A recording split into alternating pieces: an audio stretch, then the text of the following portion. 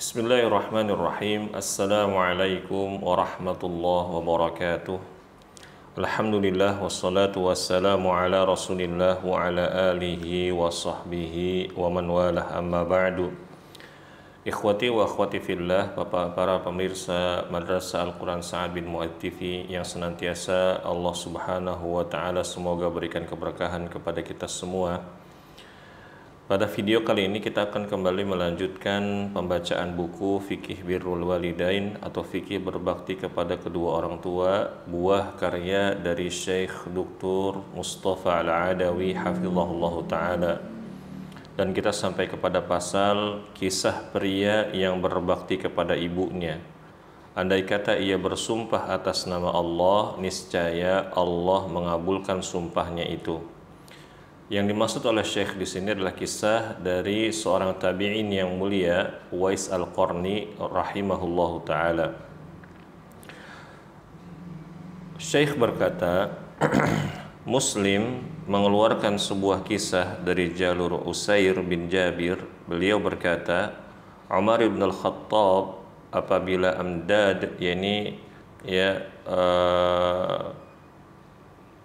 ada pertempuran atau peperangan atau ada bantuan kepada sebuah daerah, ini apabila amdad penduduk Yaman datang kepadanya, ini rombongan dari penduduk Yaman, maka Umar bin Al-Khattab senantiasa bertanya kepada mereka, adakah di antara kalian yang bernama Uwais bin Amir?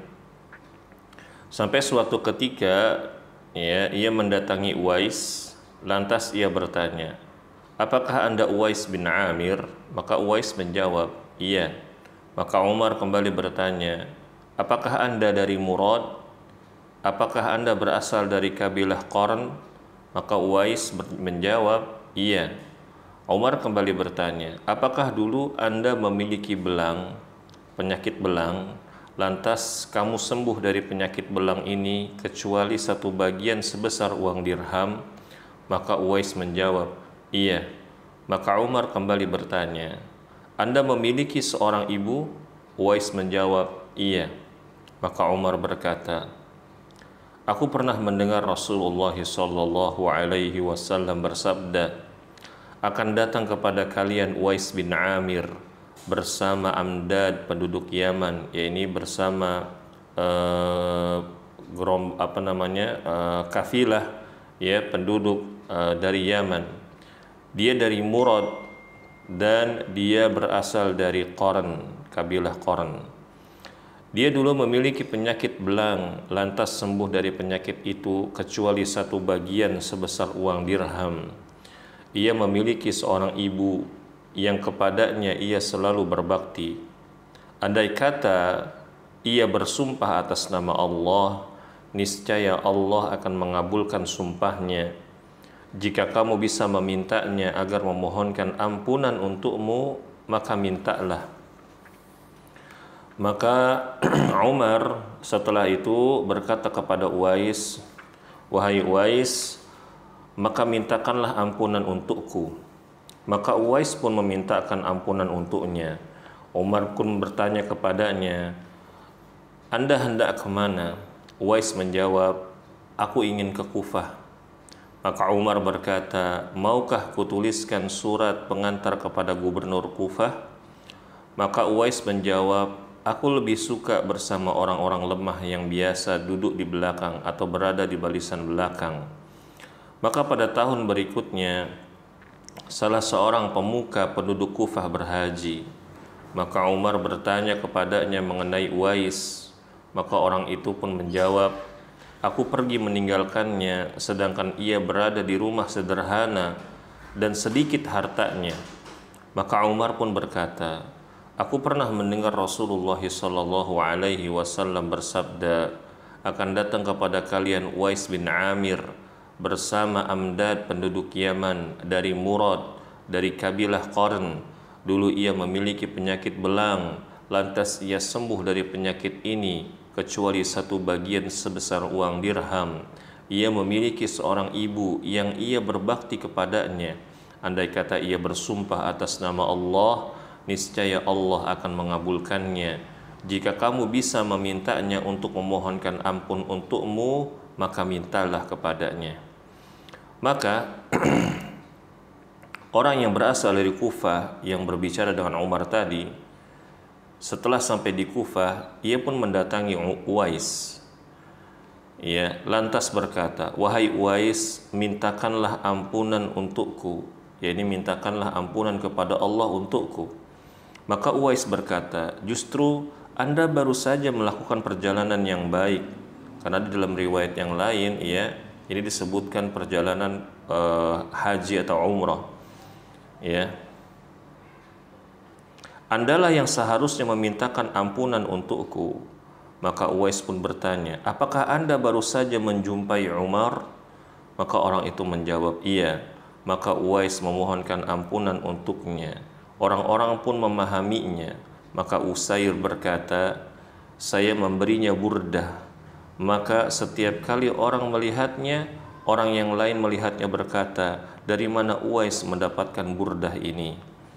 Di dalam riwayat yang lain, yakni dalam riwayat Muslim, ya, dari jalur Usair bin Jabir diceritakan bahwa penduduk Kufah mengirim delegasi kepada Umar. Di antara mereka ada seorang yang biasa dicemooh dengan sebutan Uwais. Maka Umar pun bertanya, "Apakah di sini ada seseorang yang berasal dari wilayah yang berada di antara dua qarn?" Maka datanglah orang tersebut. Lantas Umar pun berkata, "Rasulullah sallallahu alaihi wasallam bersabda, ada seseorang yang akan datang kepada kalian dari Yaman. Ia biasa dipanggil dengan Uwais. Ya, di Yaman ia tidak meninggalkan selain ibunya. Dulunya ia memiliki sejenis penyakit campak yang membekas belang hitam. Lantas ia berdoa kepada Allah hingga Allah menghilangkan penyakit ini darinya kecuali satu bagian sebesar uang dinar atau dirham. Maka siapa di antara kalian yang kelak berjumpa dengannya, maka hendaklah memintanya memohonkan ampunan kepada Allah untuk kalian." Dan di dalam riwayat yang ketiga, kata Syekh Mustafa Al-Adawi hafizahullahu taala, diriwayatkan juga oleh Imam Muslim dari Umar bin Al-Khattab, beliau berkata, "Saya pernah mendengar Rasulullah sallallahu alaihi wasallam bersabda, sesungguhnya tabi'in terbaik adalah seseorang lelaki yang dipanggil dengan sebutan Uwais. Ia memiliki seorang ibu yang kepadanya ia berbakti. Ia dulu terkena penyakit belang, maka hendaklah kalian memintanya untuk memohonkan ampunan kepada Allah untuk kalian." Maka Syekh Mustafa Al-Adawi hafizahullahu ta'ala berkata, "Kini Anda telah melihat apakah gerangan yang telah mengangkat tabi'in mulia ini hingga memiliki kedudukan yang tinggi, yang dengan kedudukannya ini Allah mengabulkan doa-doanya ketika ia berdoa agar penyakit belang yang ada pada dirinya agar dihilangkan. Lalu apa gerangan yang telah diperbuat oleh tabi'in yang mulia ini sehingga Rasulullah sallallahu alaihi wasallam berpesan kepada para sahabatnya, ya, jika kamu bisa memintanya untuk memohonkan ampunan untukmu, maka mintalah kepadanya. Apa gerangan yang telah membawanya sampai kepada kedudukan yang tinggi itu sehingga seseorang tokoh yang dikenal mendapatkan ilham, Amirul Mukminin Umar bin Al-Khattab radhiyallahu anhu, salah seorang dari 10 sahabat yang dijamin masuk surga, yang setan-setan apabila berjumpa di suatu jalan dengan Umar, maka setan tersebut memilih jalan yang lain, berkata kepada Uwais, "Wahai Uwais, mohonkanlah ampunan untukku kepada Allah." Lalu kata Syekh, setelah keimanan yang membuatnya demikian adalah baktinya kepada ibunya.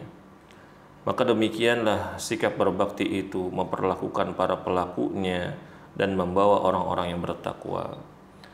Para pemirsa sekalian, kita ambil pelajaran dari apa yang Syekh bawakan. Pertama, apabila kita masih memiliki ibu, maka berkhidmahlah kepada ibu kita. Seburuk apapun ibu kita, sejelek apapun ibu kita, walaupun ibu kita bukan orang Islam alias dia non muslim, maka berbaktilah. Ya, karena para sahabat dahulu ketika mereka masuk Islam, ibu-ibu mereka masih dalam keadaan kafir, maka mereka masih juga berbakti kepada ibu-ibu mereka. Yang kedua, para pemirsa sekalian yang semoga Allah Subhanahu wa taala senantiasa curahkan rahmatnya, dengan berbakti kepada ibu bisa meninggikan derajat di dunia maupun di akhirat. Maka barang siapa yang ingin ditinggikan derajatnya oleh Allah Subhanahu wa taala, berbaktilah kepada ibu Anda. Lalu yang ketiga, para pemirsa sekalian rahimakumullah, hendaknya orang walaupun dia memiliki ketinggian, memiliki kedudukan, jabatan yang terpandang, apabila sampai kepadanya kebenaran, ya, walaupun kebenaran tersebut datang dari rakyatnya, datang dari orang yang tidak memiliki jabatan, hendaknya dia sami'na wa ata'na, hendaknya dia mendengar dan taat. Ya, hendaknya dia memuliakan apa yang disampaikan oleh orang yang rendah tersebut. Misalkan ya, ada seseorang yang memiliki kedudukan, disampaikan oleh orang-orang yang ada di bawahnya, diingatkan mengenai ayat-ayat Allah, hadis-hadis Rasulullah dengan tujuan yang baik, maka hendaknya dia mendengarkannya. Dan yang keempat, dan ini yang terakhir, ya, di antara sifat orang-orang yang bertakwa dan di antara sifat orang-orang yang sering dikabulkan doa-doanya adalah mereka yang senantiasa berbakti kepada kedua orang tuanya, terutama kepada ibunya. Inilah yang bisa kami sampaikan para pemirsa sekalian. Di akhir rekaman ini atau di video ini, kami berpesan kepada diri kami pribadi dan kepada pemirsa sekalian agar jangan pernah lupa untuk mendoakan kedua orang tua kita di waktu-waktu yang mustajab. Wabillahi taufiq wal hidayah. Subhanakallahumma wa bihamdik, asyhadu an la ilaha illa anta, astaghfiruka wa atubu ilaik. Wassalamualaikum warahmatullahi wabarakatuh.